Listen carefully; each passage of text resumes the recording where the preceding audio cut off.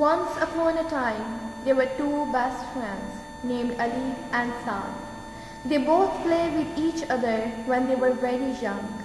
As the time passes, their friendship became more and more stronger.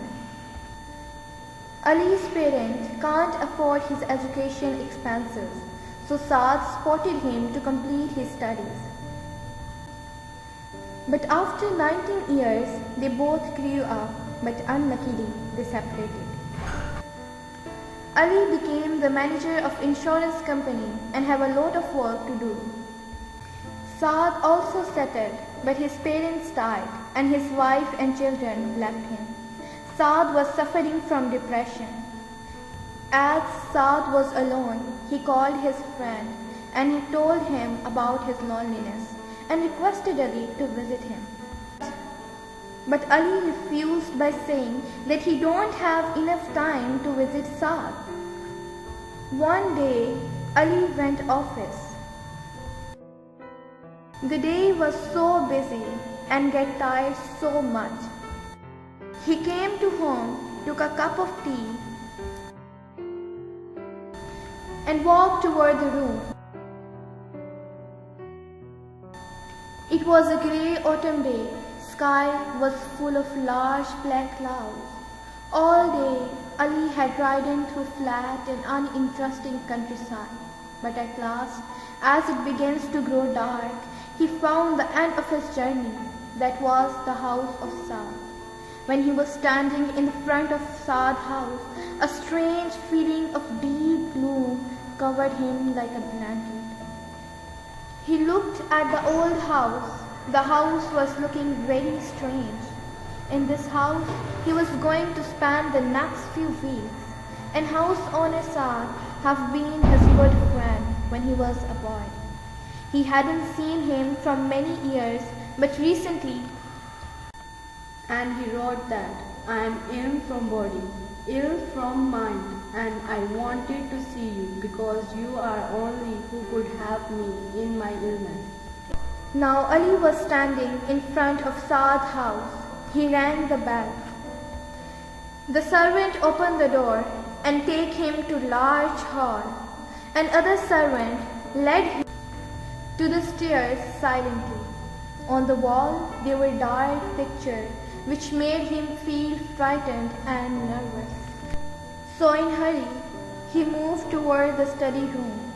The room was large and long, with shadows lay in all corners of the room. There was no life, no happiness in the room. When Saad saw him,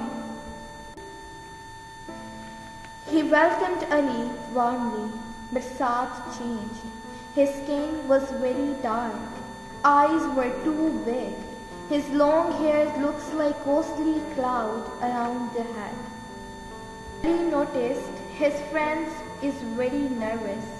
Sometimes he talks so much, and suddenly he became silent and did not say a word for many hours. His voice was very heavy and slow. He told that he is suffering from nervous illness, which had been in his family for a long time. Light hurts his eyes. Saad said, "I shall die because of this fear. I'm not afraid of danger, but I don't have more strength to fight against my fear." He listened strange sound, saw people in front of him. In his dreams, he saw that the hands are coming out from the graves to pull him in the grave. Servants were having horrible faces.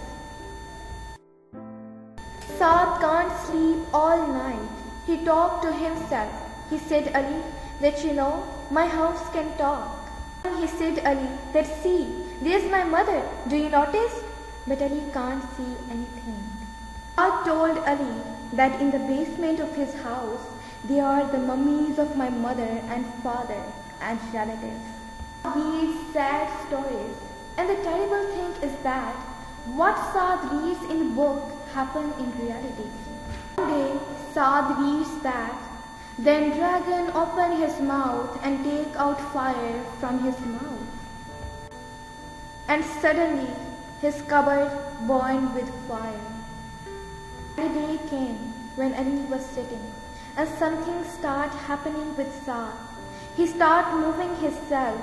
Strange things started happening with him. And sadly, he died.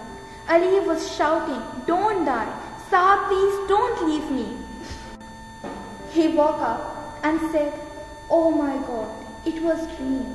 He woke up with sweating, tears in his eyes, and was shivering. He picked his phone and called his friend and assured him that he is going to meet him tomorrow. According to his promise, he reached his friend's house. He felt he had got somehow mentally ill. He took him to doctor and then to his own house. Now they both are again best friends. Saad now helped Ali in his business. Saad's loneliness and Ali's business burden both are resolved now. Friendship isn't about who you have known the longest. It's about who walked into your life and said, "I am here for you," and proved it. So the moral of the story is, friendship does not mean only joyness and happiness, but it is also about to help your friends in trouble and act as a bridge to help him to cross the river of difficulties.